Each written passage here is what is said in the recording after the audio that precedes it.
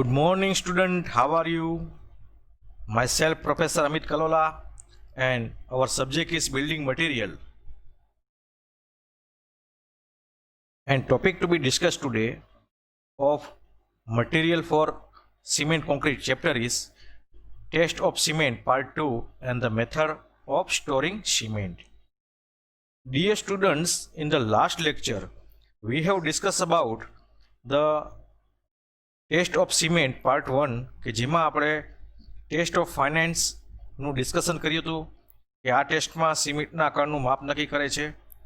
તેમાં સીવ ટેસ્ટ એટલે કે ચાળણી પરીક્ષણ અને પરમેબિલિટી એપ્રેટન્ટ ટેસ્ટનું આપણે ડિસ્કશન કર્યું હતું કે સિમેન્ટના કણોની સક્ષમતા નક્કી કરવા માટે પરમેબિલિટી એપ્રેટન્ટ ટેસ્ટ થાય છે અને સિમેન્ટમાં હાઇડ્રેશન તથા સામર્થ્ય સિમેન્ટના કણોની સૂક્ષ્મતા ઉપર આપણે આધાર રાખે છે. ત્યારબાદ આપણે કન્સિસ્ટન્સી પરીક્ષણ સિમેન્ટમાંથી તૈયાર કરેલ કોલ અથવા પેસ્ટની ગુણવત્તાનો આધાર ઉપયોગમાં લેવાયેલા પાણીની માત્રા પર રહેલો હોય છે. એટલે પાણીની માત્રા નક્કી કરવી ખાસ જરૂરી હતી. એટલે પાણીની માત્રા નક્કી કરવી એ ખાસ જરૂરી છે. તો કન્સિસ્ટન્સી પરીક્ષણમાં આપણે વોટરની રિક્વાયરમેન્ટ એટલે પાણીની માત્રા આપણે નક્કી કરવા માટે વિકેટ એપ્રેન્ટિસનો કેવી રીતે ઉપયોગ કરવો, તેમાં પ્લન્જર, ચોરસ સોય, કોલરવાળી સોય વગેરેનું આપણે ડિસ્કશન કર્યું. ત્યારબાદ ઇનિશિયલ સેટિંગ ટાઈમનું આપણે ડિસ્કશન કર્યું કે સામાન્ય પોર્ટલેન્ડ સિમેન્ટ માટે ઇનિશિયલ સેટિંગ ટાઈમ છે એ 30 મિનિટની આસપાસનો હોય છે અને અંતિમ સેટિંગ ટાઈમ એટલે કે ફાઇનલ સેટિંગ ટાઈમ કે જે સામાન્ય પોર્ટલેન્ડ સિમેન્ટ માટે ઓર્ડિનરી પોર્ટલેન્ડ સિમેન્ટ માટે આ સમય છે એ 10 કલાકનો હોય છે.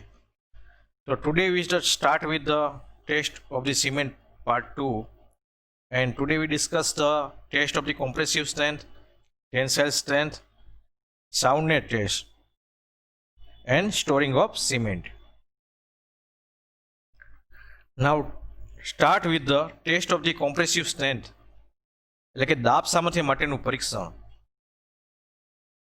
So we see in figure 76 mm multiplied by 76 mm multiplied by 76 mm mould stack એટલે કે 76 mm લંબાઈ, 76 mm પહોળાઈ અને 76 mm ઊંચાઈનો આપણે ફિગરમાં બતાવેલો જ તે મોલ્ડ લેવામાં આવે છે. Mix 1 part of the dry cement by taking weight and with the 3 parts of the dry sand by the weight. To above the dry mix, add P1 percentage of water where P2 is decided by the formula P1 is equal to P by 4 plus 3.5 where P is the percentage of the water necessary for the normal consistency. હવે dear students, આપણે ફિગરમાં બતાવ્યા પ્રમાણે mould લેવામાં આવે છે કે જેની લંબાઈ, પહોળાઈ અને ઊંચાઈ 76 mm છે અને 1 ભાગ સૂકા સિમેન્ટ 3 ભાગ સૂકી રેતી વજન ધોરણે મિક્સ કરવામાં આવે છે 1:3 રેશિયો પ્રમાણે અને તેમાં P1 percentage એટલું આપણે પાણી એડ કરવામાં આવે છે અને P1 is to be decided by P1 is equal to P by 4 plus 3.5 and P is the percentage of the water necessary for the normal consistency. એટલે કે જ્યાં P છે તે સામાન્ય કન્સિસ્ટન્સી ધરાવતી સિમેન્ટ પેસ્ટ તૈયાર કરવા માટે જરૂરી પાણીની માત્રા છે. તો આ સૂત્રના ઉપયોગથી આપણે P1 પાણીની માત્રા નક્કી કરી શકીએ છીએ. Mix the mortar at the good level. Mixing time should not be less than 3 minutes or more than 5 minutes. Place the mortar in a cube mold and compact them by the vibrating machine for 2 minutes. Prepare 3 cubes. Keep the mold in the dump condition at 25 centigrade to 29 centigrade for 24 hours at 90% of humidity. કોલને છે એ બરોબર મિશ્રિત કરવામાં આવે છે.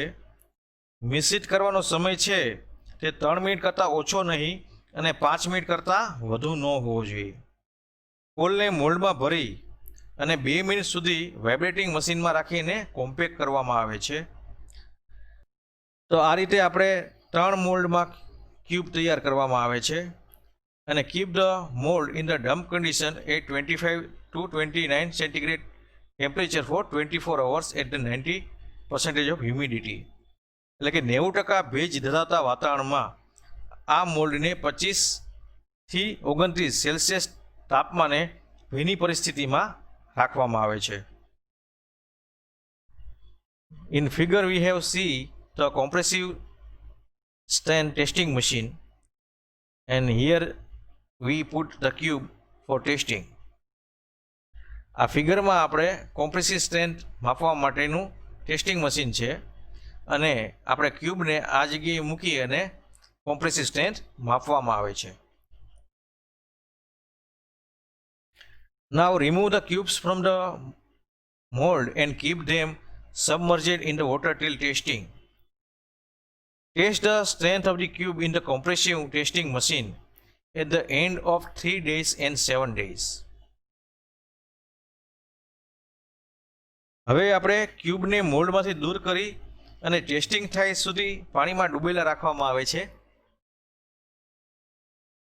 અને ત્યારબાદ 3 દિવસ પછી અને 7 દિવસ પછી ક્યુબને આપણે આ કોમ્પ્રેસિવ ટેસ્ટિંગ મશીનમાં મૂકી અને આપણે દાબ સામર્થ્યનું પરીક્ષણ કરવામાં આવે છે અને તેનું અવલોકન નોંધવામાં આવે છે.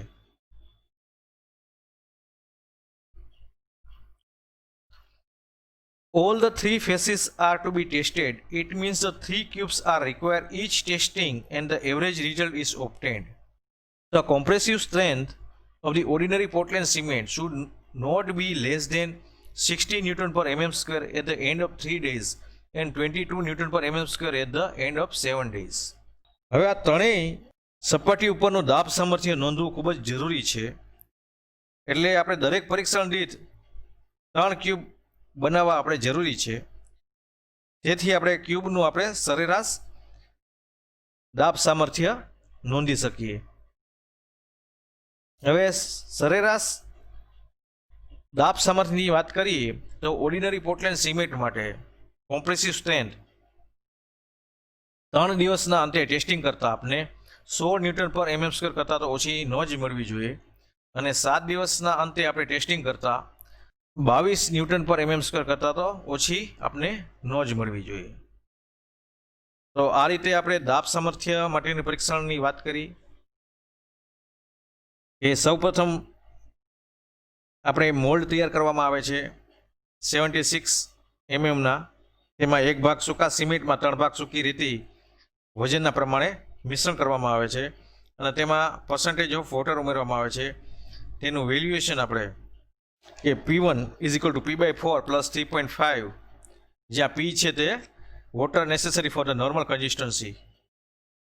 હવે ત્યારબાદ આપણે પોલને બરાબર મિક્સિત કરવામાં આવે છે અને મિક્સિત કરવાનો સમયગાળો છે એ 3 મિનિટ કરતાં ઓછો નહીં અને 5 મિનિટ કરતાં વધુ ન હોવો જોઈએ. પોલને મોલ્ડમાં ભરીને 2 મિનિટ સુધી આપણે વાઇબ્રેટિંગ મશીનમાં રાખીને કોમ્પેક્ટ કરવામાં આવે છે અને 90% ભેજ ધરાવતા વાતાવરણમાં મોલ્ડને 25 થી 29 સેલ્સિયસ તાપમાને ભીની પરિસ્થિતિમાં રાખવામાં આવે છે. હવે ક્યુબને મોલ્ડમાંથી દૂર કરી અને ટેસ્ટિંગ થાય ત્યાં સુધી આપણે પાણીમાં ડૂબેલા રાખવામાં આવે છે. 3 દિવસ પછી અને 7 દિવસ પછી આપણે ક્યુબને કોમ્પ્રેસિવ ટેસ્ટિંગ મશીનમાં મૂકી અને દાબ સામર્થ્ય નોંધવામાં આવે છે અને ત્રણેય સપાટી ઉપરનું દાબ સામર્થ્ય નોંધવું આપણે બહુ ઇમ્પોર્ટન્સ છે ને દરેક પરીક્ષણ માટે આપણે 3 ક્યુબ તૈયાર કરવામાં આવે છે અને ઓર્ડિનરી પોર્ટલેન્ડ સિમેન્ટમાં આપણે કોમ્પ્રેસિવ સ્ટ્રેન્થ 3 દિવસના અંતે 16 ન્યૂટન પર mm સ્ક્વેર કરતાં અને 7 દિવસના અંતે 22 ન્યૂટન પર mm સ્ક્વેર કરતાં ઓછું ન આવી જોઈએ. So this is the test for the compressive strength. Now the test for the tensile strength, તાણ સામર્થ્ય માટેની પરીક્ષણ. Mix 1 part of the cement with the 3 parts of the sand by the weight in the dry state. Above mix add P1 percentage of water, where P1 to be decided by the formula. P1 is equal to 0.2 P plus 2.5. Mix above mixer thoroughly to get the mortar of uniform color. Fill the briquette mold with the mortar and prepare this type of the 12 briquette. 1 ભાગ સૂકા સિમેન્ટને 3 ભાગ સૂકી રેતી વજન પ્રમાણે mixing કરવામાં આવે છે અને આ ઉપરના મિશ્રણમાં આપણે P1% of the water add કરવામાં આવે છે. P1 is equal to 0.2 P plus 2.5, જ્યાં P નોર્મલ કન્સિસ્ટન્સી માટે જરૂરી પાણીની માત્રા દર્શાવે છે. હવે ઉપરના આ રીતે મિશ્રણ તૈયાર કરવામાં આવે અને કોલનો રંગ છે એક સરખો થાય ત્યાં સુધી આપણે એને મિક્સ કરવામાં આવે છે અને કોલને 12 બ્રિકવેટમાં ભરવામાં આવે છે. This is the standard briquette image. Keep a small heap of the mortar on the top of the surface of the mold and beat by the standard spatula till the water appears on the surface. Smoothen the top surface by trowel. Keep the mold at the 25 to 29 centigrade of temperature and at the 90% of the humidity for 24 hours. Remove the briquette from the mold and keep them submerged in the clean water for curing. બ્રિકવેટમાં થોડો call ઉપરની સપાટી કરતાં પણ ઉપર રહે તે રીતે રાખી અને સ્ટાન્ડર્ડ સ્પેચ્યુલાથી જ્યાં સુધી ઉપરની સપાટી ઉપર પાણી ન જોવા મળે ત્યાં સુધી ઠપકારવામાં આવે છે. હવે મોલ્ડને ઊંધો કરી કોલ મોલ્ડની ઉપરની સપાટી કરતાં પણ ઉપર રહે તે રીતે રાખી અને સ્પેચ્યુલાથી પાણી ઉપરની સપાટી ઉપર ન દેખાય ત્યાં સુધી ઠપકારવામાં આવે છે અને ત્યારબાદ ટ્રોવેલથી ઉપરની સપાટીઓને સ્મૂથ કરવામાં આવે છે અને આ રીતે તૈયાર થયેલા મોલ્ડને 90% ભેજમાં 25 થી 29 સેલ્સિયસ તાપમાને રાખવામાં આવે છે 24 કલાક માટે અને બ્રિકવેટને મોલ્ડમાંથી કાઢી અને પાણીમાં ક્યુરિંગ માટે ડૂબાડી રાખવામાં આવે છે. Test the briquette in the tensile testing machine at the end of the 3 days and the 7 days. Test 6 briquette in each test and find the average.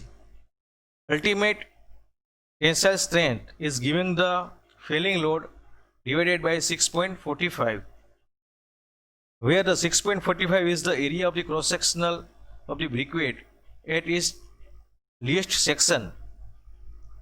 Tensile strength of the ordinary Portland cement should not be less than 2 Newton per mm square at the end of 3 days and 2.5 Newton per mm square at the end of 7 days. 3 દિવસ અને 7 દિવસ પછી tensile strength testing મશીનમાં બ્રિકવેટનું સામર્થ્ય માપવામાં આવે છે. હવે દરેક ટેસ્ટ માટે આપણે 6 બ્રિકવેટનું સામર્થ્ય માપી અને તેની એવરેજ માપવામાં આવે છે. તો અલ્ટિમેટ ટેન્સાઇલ સ્ટ્રેન્થની વેલ્યુએશન આપને આ સૂત્ર પરથી મળશે કે જે તે વજને બ્રિકવેટનું તૂટેલું હોય તે વજન lies the failing load upon divided by 6.45, કે જ્યાં 6.45 છે એ બ્રિકવેટના ન્યૂનતમ આડછેદનો વિસ્તાર છે. It is the area of the cross section of the briquette at is least section. તો આ આપણે ટેન્સાઇલ સ્ટ્રેન્થની વાત કરી. તો તેમાં આપણે 1 ભાગ સૂકા સિમેન્ટ 3 ભાગ સૂકી રેતી લેવામાં આવે છે. તેમાં પર્સન્ટેજ ઓફ વોટર ઉમેરવામાં આવે છે અને percentage of water P1 is equal to 0.2 P plus 2.5ની મદદથી મેળવવામાં આવે છે. કોલને એક સરખો થાય ત્યાં સુધી મિક્સિંગ કરવામાં આવે છે. આ રીતે કોલને 12 બ્રિકવેટમાં ભરવામાં આવે છે અને 12 બ્રિકવેટ તૈયાર કરવામાં આવે છે. ત્યારબાદ બ્રિકવેટમાં થોડો કોલ ઉપરની સપાટી કરતાં ઉપર રહે તે રીતે રાખી અને સ્ટાન્ડર્ડ સ્પેચ્યુલાથી જ્યાં સુધી ઉપરની સપાટી ઉપર પાણી ન જોવા મળે ત્યાં સુધી ઠપકારવામાં આવે છે અને ટોવેલની મદદથી સપાટીને આપણે સ્મૂથ કરવામાં આવે છે. આ રીતે મોલ્ડને 90% ભેજવાળા વાતાવરણમાં 25 થી 29 સેન્ટીગ્રેડ તાપમાન સુધી રાખવામાં આવે છે અને બ્રિકવેટને મોલ્ડમાંથી કાઢી અને ક્યુરિંગ માટે પાણીમાં ડુબાડવામાં આવે છે.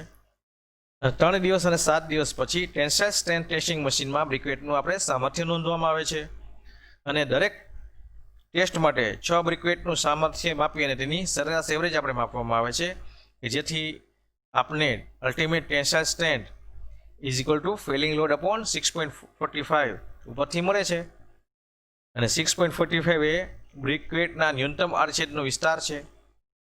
સામાન્ય પોર્ટલેન્ડ સિમેન્ટ માટે આપણે વાત કરી તેમ કે 3 દિવસના અંતે 2 ન્યૂટન પર mm સ્ક્વેર અને 7 દિવસના અંતે 2.5 ન્યૂટન પર mm સ્ક્વેર થી ઓછી ટેન્સાઇલ સ્ટ્રેન્થ આપણે મળવી જોઈએ નહીં. તો this is the test for the tensile strength. Now test for the soundness એટલે કે સિમેન્ટનું નકરતા પરીક્ષણ. તો volumetric changes after the setting of the cement are the responsible for the causing the cracks, distortion and the disintegration of the concrete.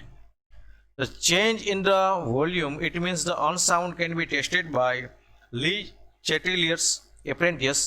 We have shown in figure here right now. Place the brass mold on the glass plate. Prepare a cement paste by mixing 0.78 p water with the 100 gram cement, where p is the percentage of the water required for the normal consistency. હવે નકરતા પરીક્ષણમાં setting થયા બાદ કોન્ક્રીટના કદમાં વધુ પડતો ફેરફાર થાય તો કોન્ક્રીટમાં આપને ક્રેક્સ જોવા મળે છે, બેડોર બને છે અને અયોગ્ય બને છે. અને આ ન બને તે માટે આપણે નકરતા પરીક્ષણ કરવું ખૂબ જ જરૂરી છે. તેના માટે આપણે લી ચેટેલિયર્સ એપ્રેન્ટિસનો ઉપયોગ કરવામાં આવે છે કે જે આપણે ફિગરમાં જોવા મળે છે. હવે તેના માટે પિત્તળના બીબાને કાચની પ્લેટ ઉપર રાખવામાં આવે છે અને 100 ગ્રામ સિમેન્ટ સાથે 0.78 p એટલે કે 0.078 p પાણી મિક્સિંગ કરીને પેસ્ટ આપણે તૈયાર કરવામાં આવે છે, જ્યાં p is the percentage of the water require as per normal consistency. Temperature of the water should be between 27 degree to 32 degree Celsius. Measure the distance between the pointer x1. Heat the water of the bath at a such rate that the temperature of the water reach the boiling point in the about 30 minutes. Continue boiling for 1 hour. ઉપરોક્ત એસેમ્બલીને આપણે 24 કલાક પાણીમાં રહેવા દેવામાં આવે છે અને પાણીનું તાપમાન છે તે 27 થી 32 સેન્ટીગ્રેડ સુધીનું રાખવામાં આવે છે. અને major distance between the pointer x1, pointer વચ્ચેનું ડિસ્ટન્સ છે આપણે x1 માપવામાં આવે છે. બે દર્શકો વચ્ચેનું અંતર. 30 મિનિટ પાણીનું તાપમાન ઉકળતા પાણીના તાપમાને પહોંચે તે રીતે વોટર બાથમાં પાણીને ગરમ કરવામાં આવે છે અને આ રીતે 1 કલાક સુધી ઉકાળવાનું ચાલુ રાખવામાં આવે છે.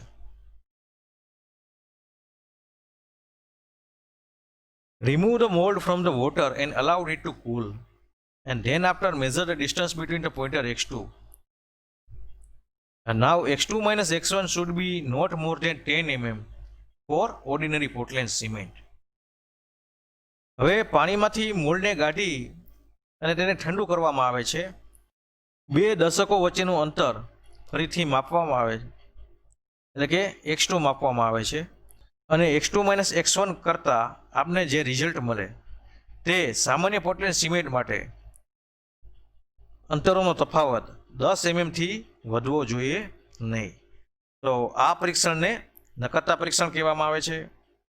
એ સેટિંગ થયા બાદ કોન્ક્રીટના કદમાં વધુ પડતો ફેરફાર થાય, કોન્ક્રીટમાં તિરાડો પડે અને બેડોર બને અને આ ન થાય તેના માટે આપણે સાઉન્ડને ટેસ્ટ કરવામાં આવે છે. તો આપણે તેના માટે લી ચેટેલિયર્સ એપ્રેન્ટિસનો ઉપયોગ કરવામાં આવે છે. પીપળના બીબાને કાચની પ્લેટ ઉપર રાખવામાં આવે છે અને 100 ગ્રામ સિમેન્ટ સાથે 0.78 p પાણી મિશ્રણ કરીને પેસ્ટ તૈયાર કરવામાં આવે છે અને મોલ્ડમાં પેસ્ટ ભરવામાં આવે છે અને ટોચ ઉપર બીજા ગ્લાસ પ્લેટ મૂકવો અને તેનો વજન કરવામાં આવે છે. હવે ઉપરોક્ત આપણે એસેમ્બલી છે ને 24 કલાક પાણીમાં રહેવા દેવામાં આવે છે અને પાણીનું ટેમ્પરેચર છે તે 27 થી 32ની વચ્ચે રાખવામાં આવે છે અને ત્યારબાદ બે દશકો વચ્ચેનું અંતર છે x1 માપવામાં આવે છે અને 30 મિનિટમાં પાણીનું તાપમાન ઉકળતા પાણીના તાપમાને પહોંચે તે રીતે વોટર બાથમાં પાણીને ગરમ કરવામાં આવે છે અને 1 કલાક સુધી ઉકાળવાનું ચાલુ રાખવામાં આવે છે. હવે પાણીને મોલ્ડમાંથી કાઢી અને પાછું તેને ઠંડુ કરી દેવામાં આવે છે અને બે દશકો વચ્ચેનું અંતર x2 આપણે ફરીથી માપવામાં આવે છે અને આ x2 માઇનસ x1 કરીએ સાઉન્ડને ટેસ્ટ માટેનું રિઝલ્ટ આપે છે કે જે સામાન્ય પોર્ટલેન્ડ સિમેન્ટ માટે આ અંતરનો તફાવત છે એ 10 mm થી વધવો જોઈએ નહીં.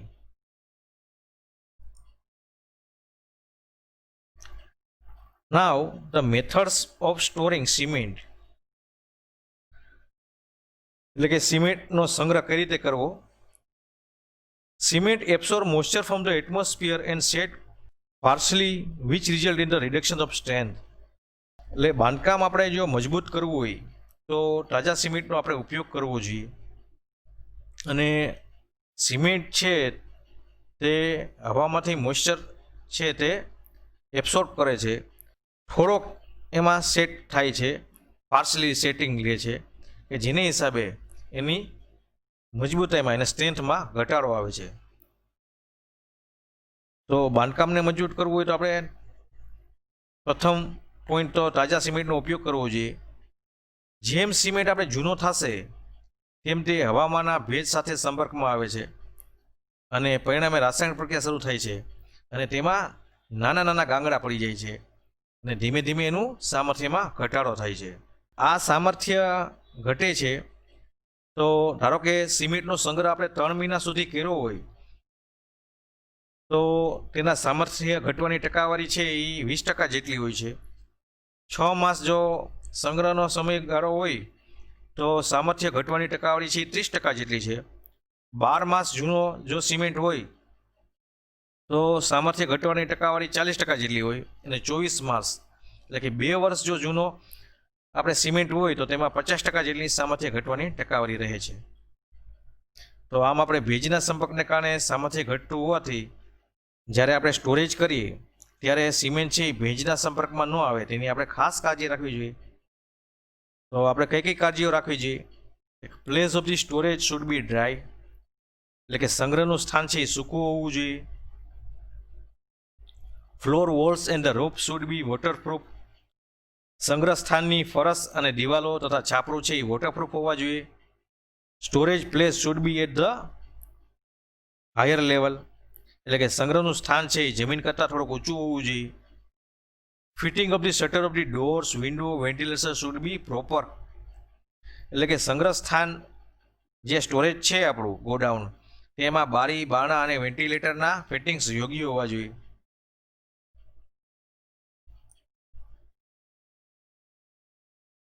Cement bag should be protect from the rain and winds, સિમેન્ટની થેલીઓ અને પવન અને વરસાદથી આપણે રક્ષણ કરવું જોઈએ, એની જાળવણી કરવી જોઈએ. Bag should be stacked in the piles, number of the bag should not be more than 10 to 12 in the piles. Minimum space should be left between the piles. Minimum gap of 300 mm should be left between the external wall and the pile of the bags. The floor of the storage space should be 300 mm from the ground level. સિમેન્ટની થેલીઓની થપ્પીમાં 10 થી 12થી વધુ તો થેલીઓ આપણે રાખવી જોઈએ નહીં.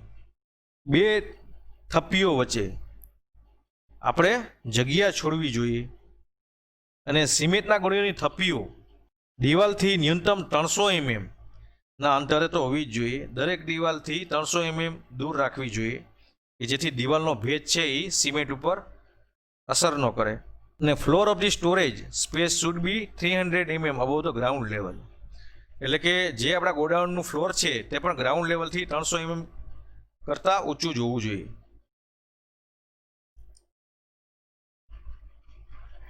Period of the storage should be not more than 3 months under the normal circumstance. Bags should be used in the order of their receipt. The bags which is received first should be used first. This will be avoided day storage bags. For temporary storage, rice platform should be prepared and the bags should be covered after peeling. While removing the bags from the piles, steps should be formed by the taking 2 or 3 bags. સામાન્ય સંજોગોની વાત કરીએ આપણે તો 3 માસથી વધુ સિમેન્ટનો સંગ્રહ આપણે ન કરવો જોઈએ. સિમેન્ટની થેલીનો ઉપયોગ તેની આવકને ધ્યાનમાં રાખીને આપણે કરવો જોઈએ. વહેલી આવેલી થેલીનો ઉપયોગ આપણે પહેલાં કરવો જોઈએ, પછી આવેલી થેલી પછી જ વાપરવી જોઈએ. તેનું આપણે ખાસ ધ્યાન રાખવું જોઈએ. હવે આપણે ટેમ્પરરી સંગ્રહ કરવા માટે પ્લેટફોર્મ આપણે થોડુંક ઊંચું બનાવવું જોઈએ અને સિમેન્ટની થેલીઓને ઢાંકીને રાખવી જોઈએ. અને જ્યારે આપણે થપ્પીઓમાંથી બેગ લેવાનું ચાલુ કરીએ ત્યારે 2 થી 3 બેગ આપણે સ્ટેપના ફોર્મમાં રાખવા જોઈએ કે જેથી આપણે સિમેન્ટ લેવામાં અનુકૂળતા રહે. તો આ સિમેન્ટના સંગ્રહ કરવા માટેની ડિસ્કશન કર્યું કે સિમેન્ટના સંગ્રહ માટેનું સ્થાન છે આપણે એ સૂકું હોવું જોઈએ. સંગ્રહના સ્થાનની ફરશ અને દિવાલો અને છાપરું છે એ વોટરપ્રૂફ હોવા જોઈએ. સંગ્રહનું સ્થાન છે એ જમીન કરતાં આપણે ઊંચું રાખવું જોઈએ. સંગ્રહ સ્થાનના બારી, બારણા અને વેન્ટિલેશનના ફિટિંગ્સ આપણે યોગ્ય હોવા જોઈએ. સિમેન્ટની થેલીઓને પવન અને વરસાદથી આપણે જાળવણી કરવી જોઈએ અને એનું રક્ષણ કરવું જોઈએ. સિમેન્ટની થેલીઓમાં થપ્પી 10 થી 12 થી વધુ થેલીઓ ન જોવી જોઈએ. અને સિમેન્ટની થેલીનો ઉપયોગ આ વખતે ધ્યાનમાં રાખીને કરવો જોઈએ કે વહેલી આવેલી થેલીનો ઉપયોગ આપણે પ્રથમ કરવો જોઈએ અને પછી આવેલી થેલીનો ઉપયોગ આપણે પાછળથી વાપરવી જોઈએ. હંગામી સંગ્રહ માટે ઊંચું પ્લેટફોર્મ બનાવવું જોઈએ અને થેલીઓને હંમેશા ઢાંકીને રાખવી જોઈએ. અને જ્યારે થેલીઓ આપણે થપ્પીમાંથી લેતા હોય ત્યારે 2 થી 3 થેલીઓનું આપણે સ્ટેપ્સનું પ્રોવાઈડ કરવું જોઈએ કે જેથી ઉપરની થેલીઓ લેવા માટે અનુકૂળતા રહે. તો this is the method of the storing of cement. Thank you student. આજે આપણે દાબ સામર્થ્ય માટેનું પરીક્ષણ, તાણ સામર્થ્ય માટેનું સિમેન્ટનું પરીક્ષણ અને સિમેન્ટની નક્કરતા પરીક્ષણ કઈ રીતે કરવું તેમજ સિમેન્ટનો સંગ્રહ કઈ રીતે કરવો અને સિમેન્ટનો સંગ્રહ કરતી વખતે આપણે કઈ કઈ બાબતો ધ્યાનમાં લેવી તેનું ડિસ્કશન કર્યું અને નોલેજ મેળવ્યું. Thank you.